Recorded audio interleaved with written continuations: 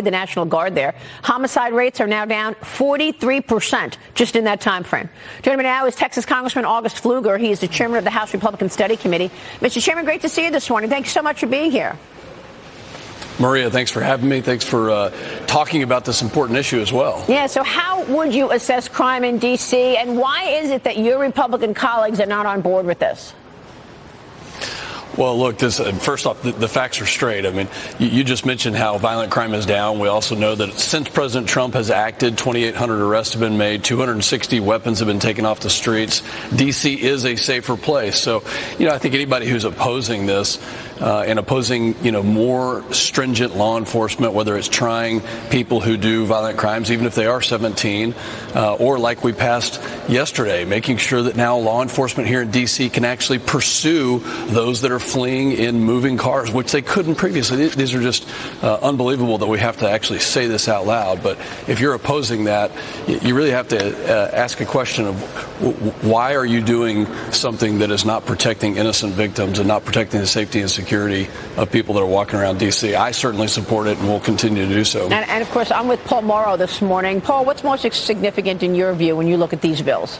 The raising of the age so that they can actually prosecute against children that are being weaponized by older perpetrators so that they don't get in trouble. They're using younger kids, younger brothers, cousins, kids from the neighborhood to do things like carjacking, federal crimes. Remember something. Donald Trump doesn't have the leverage over a lot of the cities across this country, but D.C. he does have more.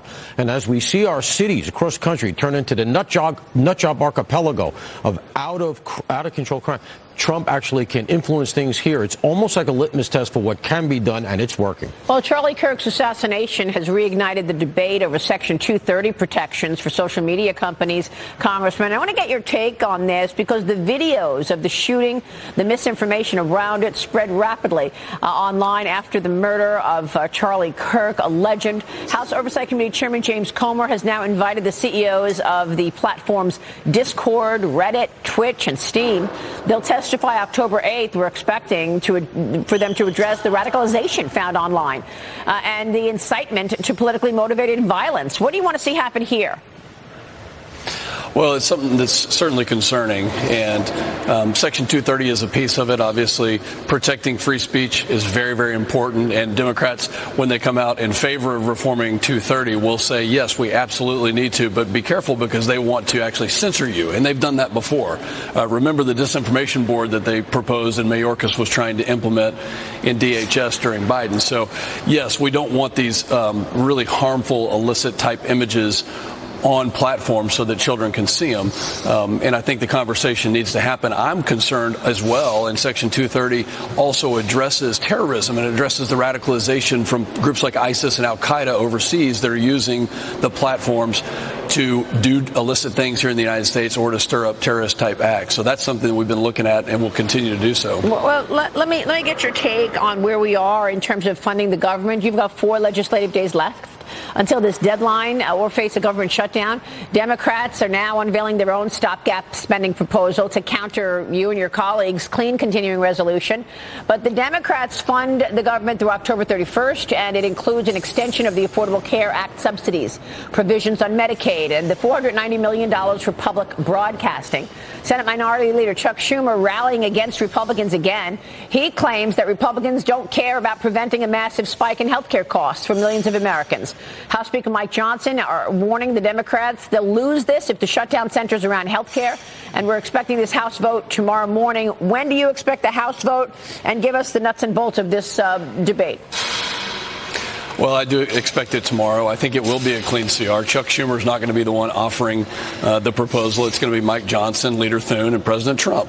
And what we did in Reconciliation 1 to cut the cost of fraudulent behavior that Democrats were so ready to put into our government spending is really important. So I think as we get to a 6-week clean CR, we have time to actually come back with some of the appropriations bills and continue to cut wasteful spending. That's the important thing. that we're going to be successful with it. So I don't see Chuck Schumer having any sort of say in this when it comes to the actual health care. And let's remember, on those ACA subsidies, those were COVID-era subsidies that he put in place, in the framework of an emergency. They should sunset. The Democrats put a sunset date in there for a reason, because they knew that they wouldn't last forever. So it was they're the ones that really started this timeline. What we need to do is reduce spending and be fiscally responsible, and that's what the RSC has done. The Republican Study Committee has championed that for a long time. Yeah, I spoke with one of your colleagues yesterday about this, and I was wondering why it is that all of you are always saying you want to get back to pre-COVID spending, and yet the Democrats now want all those emergency spending to come back. Here's what one of your colleagues, Congressman Clyde, said to me yesterday. Watch this. I think what he's talking about are the COVID-era subsidies for Obamacare. Not one Republican has ever voted for it. It's a problem. We're not in COVID anymore. So I think this is an issue of what's not in the bill. This is a clean funding or spending freeze, rather, for the next 2 months so that we can get the appropriations process completed. Congressman, what do you think will happen here? Do you think you'll be forced to put some of those subsidies back in, or will you continue this effort to get back to pre-COVID spending? Well, my colleague from Georgia, Mr. Clyde, is absolutely right.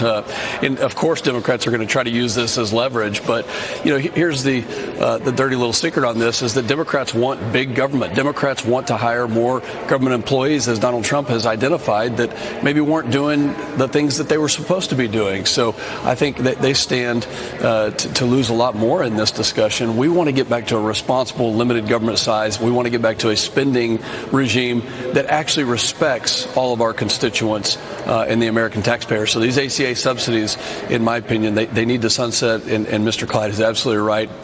Mike Johnson has also been very strong on a clean CR, get the appropriations process, and let's get back to a healthy way of doing business here in D.C. All right. We'll be watching your work as always, Congressman. Good to see you. Thank you.